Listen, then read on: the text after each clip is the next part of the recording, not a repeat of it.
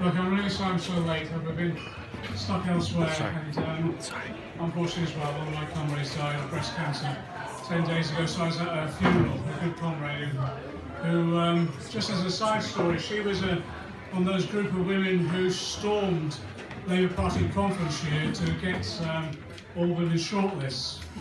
And the anecdote was that they all stormed in, and some of them sat down. And the place that she sat, Jeremy Corbyn was sitting in, he moved places to let her sit down.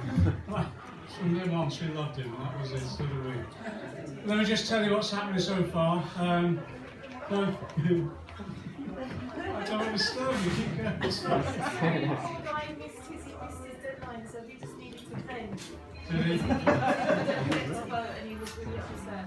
Oh, I don't blame him. Yeah, so I feel like venting for him. Let me just tell you where we've got to. What is it now? 12 hours, 15 hours to go before the deadline itself. We've had for the last couple of months now, we've had something like, I think it's 25,000 people who've taken home the app that we're using in terms of the phones and doing the canvassing on that.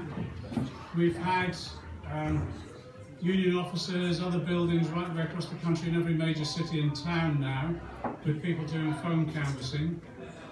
We think now we've gone in terms of the contact rate, maybe anything near to 300,000 people, which is unbelievable really in terms of the information that we have.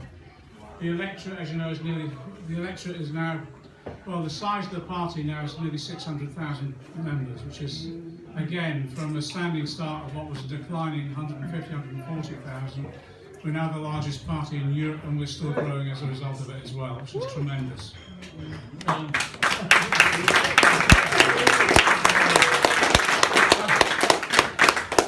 If we keep on going like this, we have the ambition of being a million member party, which means a representative, a parliament, a person on a party member on virtually every street campaigning on our behalf. And we've become again what we were when the party was founded, a mass movement again, deep in the heart of all our communities. The canvass returns have been superb all the way along, but we have, let's be honest, we've got problems in terms of what will happen on Saturday. The ruling out of 130,000 members was a disgrace, to be honest, an absolute disgrace. And the way it was done was even more disgraceful. At the end of an NEC, when people had left, a paper laid round and a decision taken on a vote of 14-14, and then it was carried on the basis of a recommendation. So it was 14 people basically preventing 140,000 people having a vote. Now some of those then went on and bought the 25 £25, but I've had lots of emails and correspondence coming from people. Some of them couldn't afford the £25, to be frank. So a lot of people had to work on benefits, etc., who just couldn't afford that. So we lost, I think, a large group of people who were, well, Jeremy Corbyn supporters, and I think never again should we allow that to happen. Yeah. We shouldn't allow this to happen. One thing about our party now is it is based upon one person, one vote. I don't want to go back to some of the proposals that have come forward today from some of electoral colleges, because what that would mean is it was before, on the basis of the proportions, if it goes a third again, and the Parliamentary Labour Party gets a third of the votes, it will mean for every individual MP their vote will be worth 3,000 or 4,000 of ours. And that's unacceptable.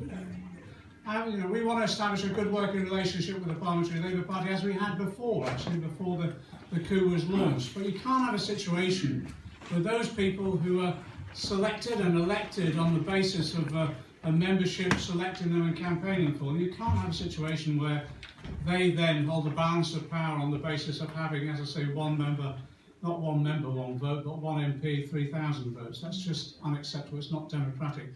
And that's why we've been opposing those proposals today at the NEC. On Saturday, I think, let me be straight with you, I think it's going to be really tough to get the 59.5% that we got last time around.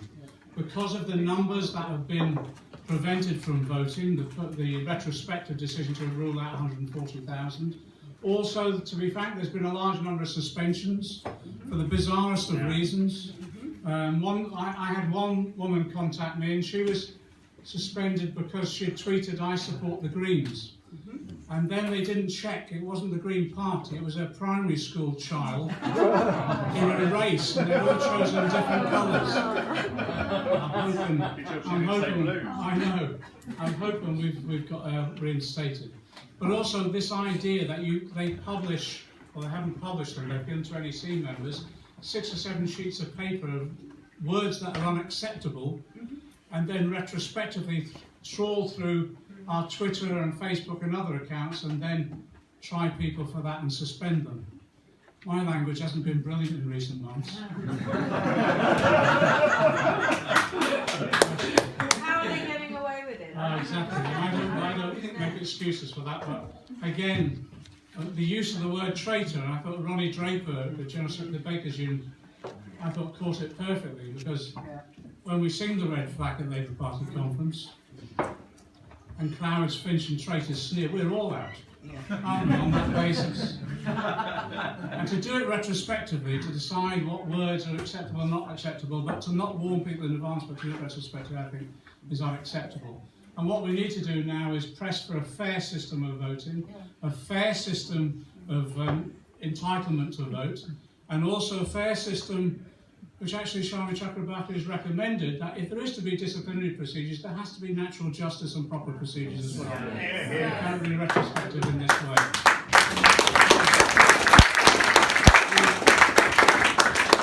As I say, I think on Saturday it will be tough to achieve the votes that we got, the large percentage mandate that we got last time because of all these different factors. So I think be aware of that, because some will argue if we dip below the 59.5%, that somehow Jeremy's mandate is lessened. If we win, no matter what, his mandate is still in place.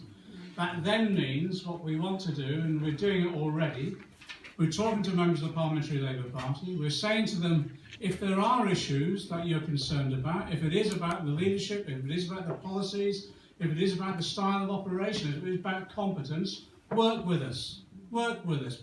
Let's be honest, if there is a criticism about how we've operated over the last 12 months, tell us straightforwardly and we can resolve this. We can all learn from each other in a spirit of comradeship, basically.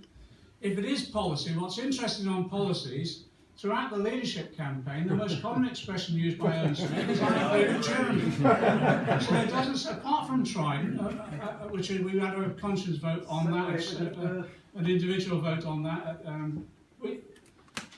on everything else, on anti-austerity, on NHS privatisation, all those other matters, there doesn't seem to be any difference in policy. So if it is then about winning elections, to be frank, up until the coup, we were winning elections.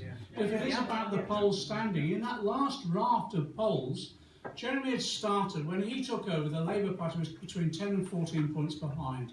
In that last raft of half a dozen polls, we levelled and we were going ahead of the Tories. We thought we were laying the foundations for electoral victory as we built up over this next year. We've got to get back to that.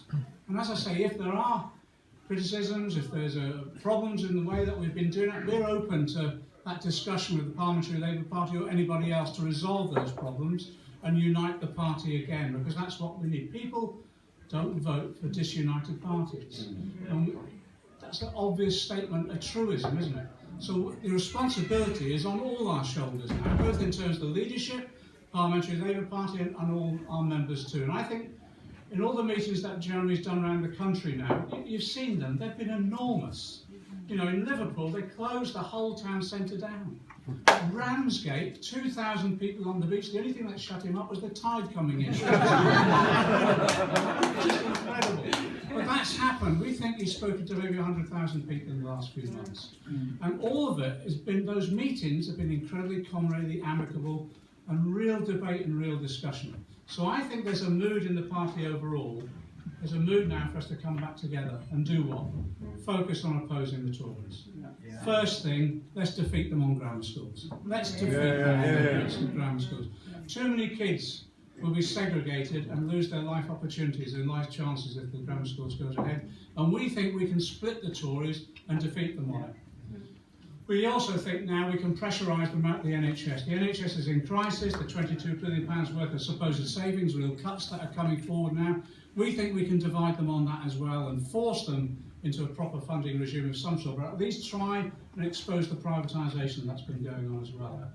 The next area I tell you, which is in crisis, some of you know if you're a local councillor especially, is the care system at the moment, almost in collapse. And although Osborne gave them an extra 2p on the business rates, as the Director of Social Services said, that didn't even go half the way.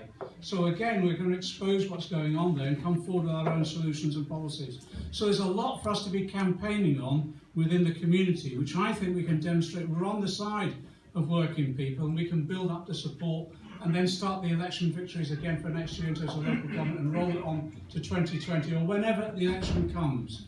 May said she won't go for an early election. Whoever trusted a Tory?